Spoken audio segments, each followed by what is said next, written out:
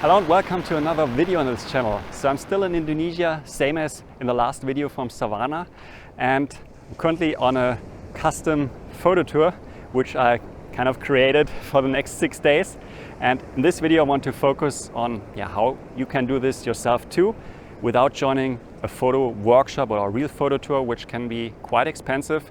So the essential piece of creating your own photo tour is finding flexible transport. And after some research, I ended up with Java private tours, which provide just that: driver, guide, car for me, and help me plan the itinerary so they know what's reasonable in terms of getting from A to B, because sometimes it takes a lot more time than you would think. So for example, 200 kilometers can easily take you 4 to 6 hours here. So you need somebody who knows the logistics. And at the end of the video, I'll share with you how much this costs for the 6 days, also hotels and food. So the total tour, 2 people, private driver. So that's for the end of the video. But now I want to show you the places we visit, the itinerary I've created. So first, here's just the beach. We're staying currently in Pacitan. It's now the morning. I just want to quickly check out this beach. It's not a photo spot, it's actually a surf spot. We're staying in a very nice place where there's all surfers. So if you're in Indonesia and want to surf, I think Pacitan is quite a nice place, and also could stay here many days. It's really relaxed and chill. We were here to visit a place called Pantai Pangazan yesterday evening for sunset. Wasn't possible because you still see some of the dark clouds. So as you saw in the intro video, rainy season has started early here on Java Island, whole of Indonesia or Southeast Asia, it seems.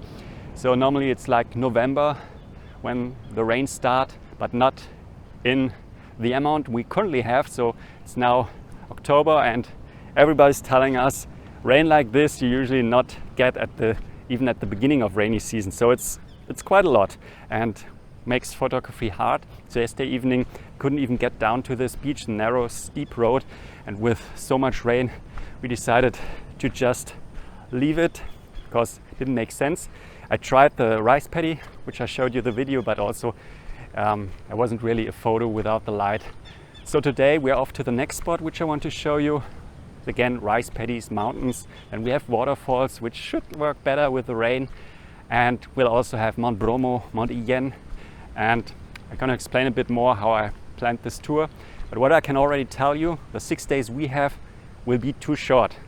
I already know I'll need longer because there's so much. So if you have time, what I would recommend is place yourself for a few days in the Malang area, because from there you can then explore a lot of waterfalls and start your tour from there. We were starting in Yogyakarta, which is also nice. You could get from there to Malang by train, I think, so that would be an option. But since we wanted to get down to Pacitan, we started our tour there. Didn't work out, so it's one day lost a bit, but that's how it is. You can never plan the weather, especially if it's so unpredictable as it's now. So I'm now walking back to the hotel, and then we continue the tour, and I'll show you a bit more of this beautiful Java island, which, from what I can tell, based on scouting and based on what I've seen till now, wow, it's really beautiful, and I can't wait to see more of it and show it to you. So let's go.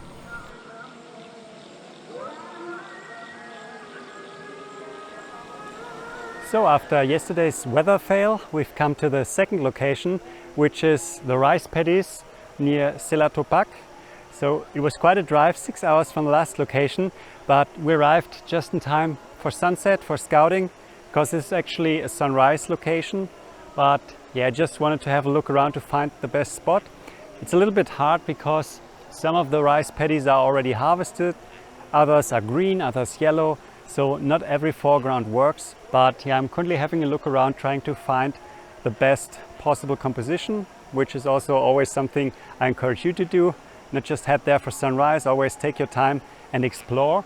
So here I'm at a spot where we have some nice rice paddies already turning yellow in the foreground, then terraces there in the background, the middle ground, and the mountain centered in the back, which looks quite nice, but what I really need is some light. So that's a nice spot, but still gonna walk around also there the other side of the valley. There's some green paddies. Not sure how the perspective is there, but I also gonna venture there before it's getting dark just to have a look. But wish me luck for tomorrow to have some nice sunrise. So it's now the next morning and I've come to another location, so not the rice paddies, which are maybe 1 or 2 kilometers in that direction, the other side of the valley. When I scouted those, they look nice, very nice setting. Problem is, I think the people there have noticed that photographers and Instagrammers go there to take their photos. So what they did, they start building structures in those rice paddies to accommodate the photographers and Instagrammers. And yeah, this kind of destroys this nice setting, because now everywhere you not just have the rice paddies, but you have some building there, some little structure on the other side. And if this goes on, yeah, this takes away from the magic that this place surely had once, because it's really a nice view, as I showed you yesterday. So I came to another place, already dark yesterday, but I could check it out, so it's not far. And I found those fields here in the foreground, which curve into the scene, then some trees, and again the mountain in the background. Very nice. I just looked at Google Maps at the satellite view and tried to figure out what else could there be which I can photograph. That's how I usually do it. Then I go there, check it out, and if it looks anything like a photo subject, I might just go back in the morning like I did this morning and try to take a photo. Only problem, light is not so nice, but at least there's no rain. So it's already a huge improvement. I'll now show you the photo, although it will not be very spectacular because of missing light. I at least want to show you what you can find here close to the popular spot at Selotapak or Selotapak. Not sure how exactly it's named, so I put the name up here, or I already put it up. Yeah, now the photo, and then we're off to the next locations. Let's see what we find.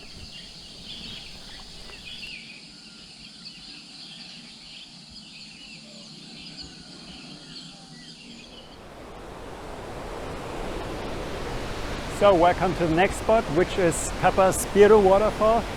So we again drove a little bit today, just 3 hours, and we're now south of Malang. And here's an area with many beautiful waterfalls. And I now did a half-hour hike to get to this one, which is mighty. I was just up there, directly where you see all the spray in the background. It was pretty hard taking photos, but I think I got 1 or 2 photos, which I'm gonna show you in a second. But yeah, that's also a place you should include when you do a tour through Java or through the east of Java, because waterfalls like this you don't see too often. It reminds me a bit of Costa Rica, where I was beginning of the year, and it's really an awesome place. Also many locals here, but yeah, it's really nice. So taking photos for an hour now, just trying to get photos without blotches on the lens because of all the spray. And now I'm off to another waterfall, which I might reach in time. I'm not yet sure, but this one alone is worth it with it.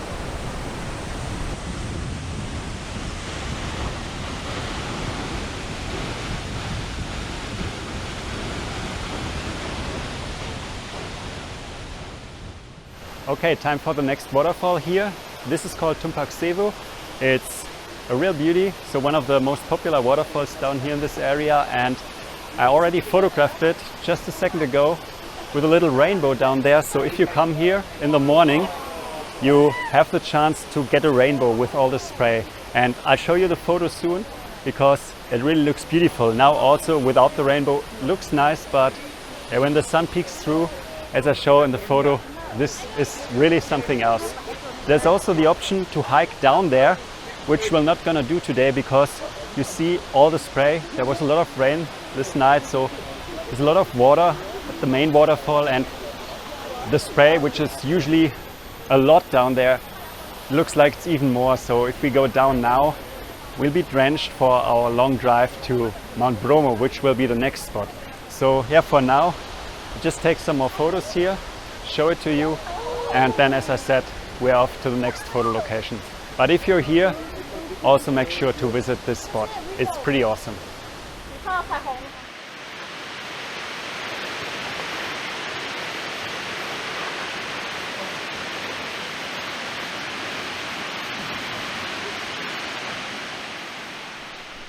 So after all those awesome waterfalls, plan was to mix in some awesome views. So for this we've come to a town called Selotapak, which is just at the edge of the Bromo National Park, which you can see or not see behind me.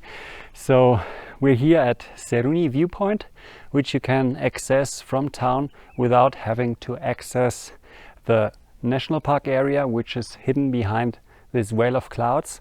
And normally you have a pretty nice view from here, at least if I can trust what I've seen on Google. So in this direction you would see the volcanoes, and we're now here for sunset.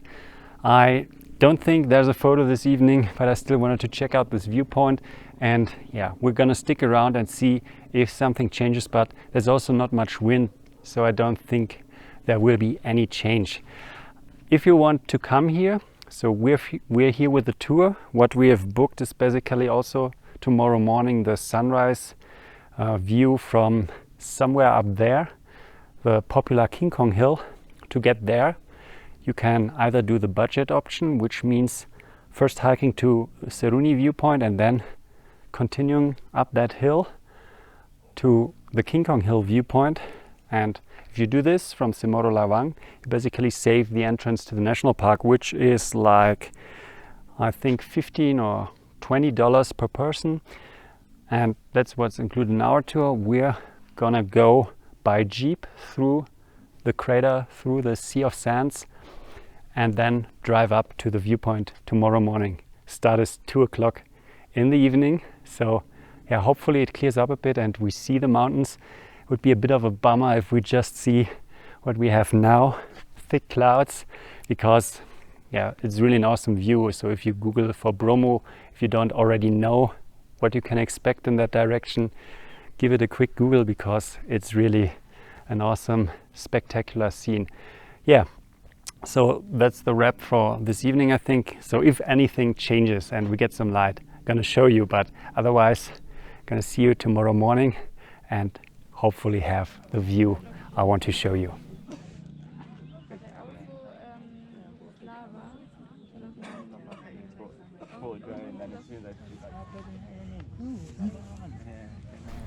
So Mount Bromo in the morning didn't work out yesterday, but I'm again up on a mountain this morning on Mount Ijen, and as you can see the view is pretty nice. There are also a lot of people, and that direction where you see all the smoke, it's actually the crater lake. Typical viewpoint where you see all the photos is up there. There are some dead trees which are usually put in the foreground, and then you have the crater lake. But what I found much more interesting this morning was the view towards this mountain.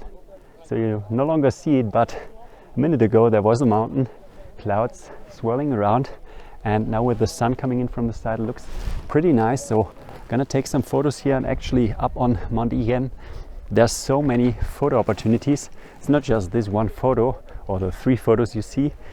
You have beautiful rock structures all around. You have those dead trees over there on that cliff face. Bring the long lens, you can zoom in to get some nice abstract photos. So it's really worth a visit. It's like $10 to get up here. They also give you a gas mask in case you want to go down to the fire. This is another $5 or $4. I didn't go down to the blue fire. I just wanted to see up here, but I still brought the mask just in case, because yeah, during research I read different opinions. So you should bring one, shouldn't bring one, but actually up here it's not that biting. So you get the smell of the sulfur even if the cloud's coming over, but I don't think you need a gas mask up here, only if you go down. Anyways, I'm gonna stick around a bit longer, see if the mountain peaks out again, take another photo. If you want to come up here and not so sure, definitely do so. Also, when I went up this morning, 2 o'clock, it was raining down the valley. We drove up to the viewpoint, or to the start of the hike, still raining. Hiked up here in the rain, but there's still a chance, because you're pretty high up, that you get a good view and a clear sky. So yeah, put in the work, put in the effort, and you might be rewarded. And I'll show you a few photos. This is also the last stop of the tour. Hope you enjoyed the little video. I also will, or have already, show you a little video from a waterfall which we visited after Bromo yesterday. It was a pretty wet experience, so I want to include this clip here.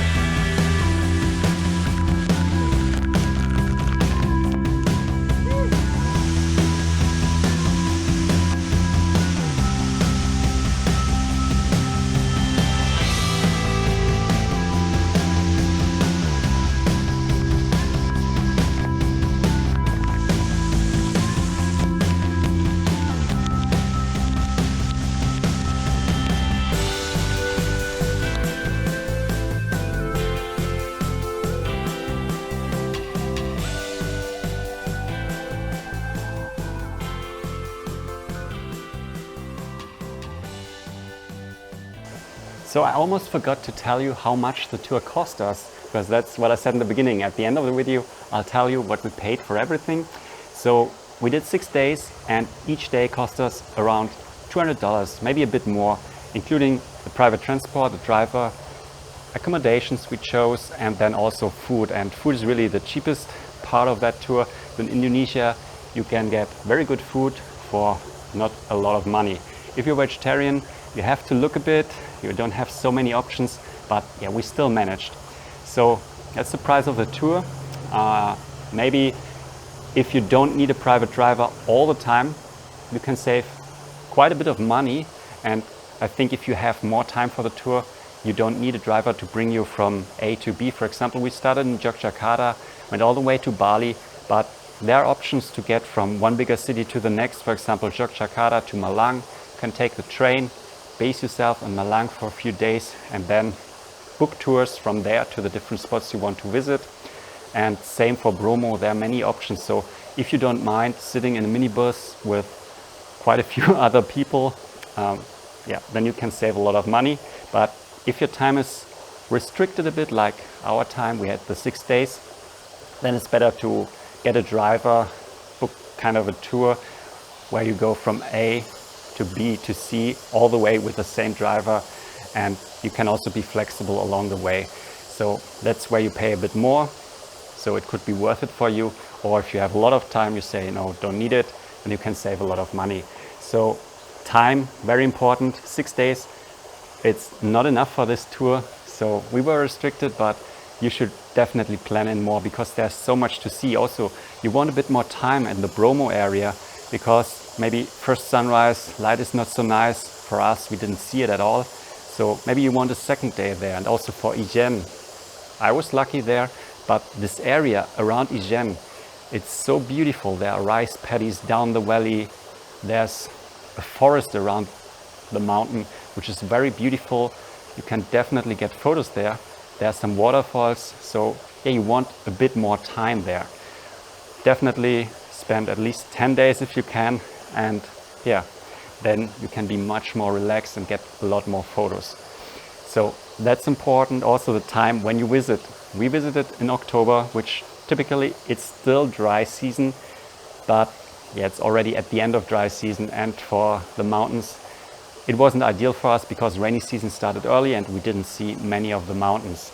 So if you can, go in summer when there's dry season, so maybe July, August, September maybe, and then you have a much better chance to really see and photograph Mount Bromo and also Ijen. That's the better time, I think, to visit Java. The waterfalls will still have plenty of water, I think. For us, waterfalls were the highlight. Because of all the rain, they looked very spectacular and dramatic. So it was definitely worth going, even though I didn't see Bromo. But yeah, that's just a few tips I want to give you. Also, if you book a private tour or driver like we did, be very clear in your communication during the tour what you want to do and how long you spend there. Those drivers are usually used to other kinds of tourists, not so much photographers. So make clear what your itinerary is for the next day and tell them directly, that's the sunrise Bromo, you spent like 2 hours there. You don't need to go, for example, to the crater afterwards, although 90% of the other tours will go hike to the crater afterwards.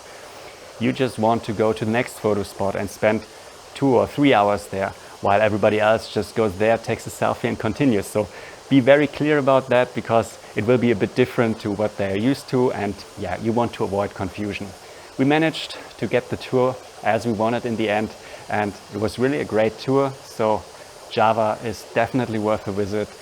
Now we're in Bali, so we came from Java with a ferry to Bali. We already spent a few days in the northwest in the Menyangan area, which is great for snorkeling. So if you're into snorkeling and want to see some beautiful corals, soft corals, that's a place to spend some time. Now we're in Ubud and just have a few more days before we are off to our next destination. Tomorrow I'm gonna try to photograph some waterfalls because here also a lot of rain. So really rainy season came early this year. And yeah, want to snap a few photos and hope you enjoyed this video. If so, leave a thumbs up, leave a comment if you have questions, and see you in the next video. Bye.